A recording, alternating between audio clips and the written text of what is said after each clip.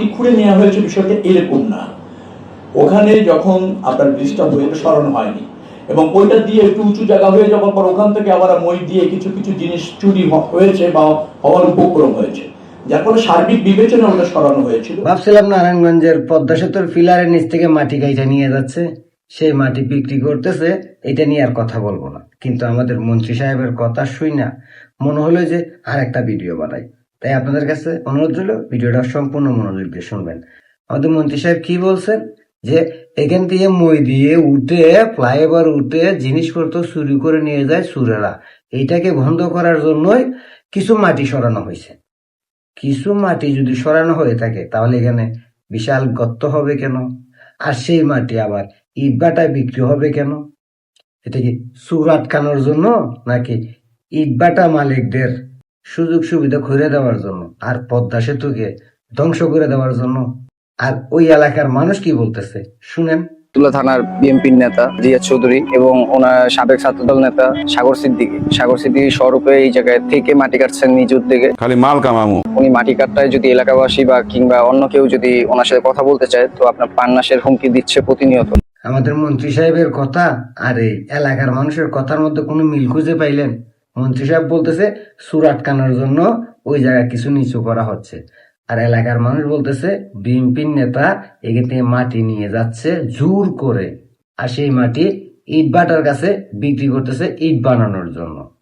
আবার রেলওয়ে কর্তৃপক্ষ বলতেছে যে এখানে জলাশয় বানানো হবে, আগে এখানে জলাশয় ছিল তাই এখানে আবারও জলাশয় তৈরি করা হবে। মানে এখানে যে মাটি ভরাট করা হয়েছে সেই মাটি সম্পূর্ণটা নিয়ে যাবে, আর এখানে আবারও একটা এই পুকুর বানানো হবে যাতে আগের মতো হয়ে যায়। আবার জেলা প্রশাসক বলতেছে এই ধরনের কোনো আবেদন, এই ধরনের কোনো নোটিশ, এই ধরনের কোনো কিছু আমরা পাই নাই, আমরা জানিই না এখানে যে মাটি কাটা হচ্ছে। আমরা জানার পরে এই মাটি কাটা বন্ধ করলাম। মানে জেলা প্রশাসকের কথা একরকম, রেলওয়ে কর্তৃপক্ষের কথা একরকম, মন্ত্রী সাহেবের কথা একরকম, আবার এলাকাবাসীর কথা অন্যরকম। সব মিলিয়ে আপনাদের কাছে কি মনে হইল? এই পদ্মা সেতুকে দুর্বল করে দেওয়ার একটা মাস্টার প্ল্যান, তাই না? নাহলে এক একজনের কথা এক এক রকম হবে কেন?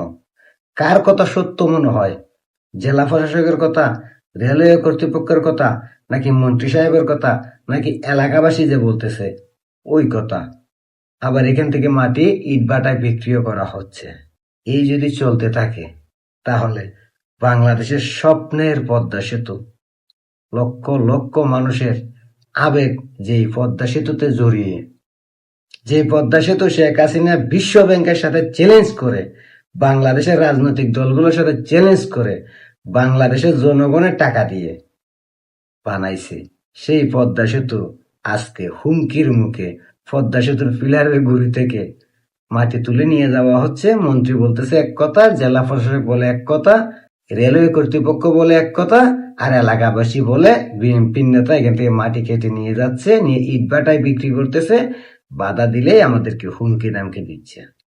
যদি পদ্মা সেতু এইভাবেই ধ্বংস করে দেওয়ার ইচ্ছে থাকে তাহলে এমনি ভেঙে দেন, কেন শুধু শুধু এত নাটক করতেছেন? ও দেশবাসী, আপনাদের কাছে কি মনে হয়? এবার বাকিটা আপনারা ভালো বুঝেন, আপনারাই বলেন কি চলতেছে পদ্মা সেতু নিয়ে, জানাবেন নিশ্চয়ই কমেন্টে।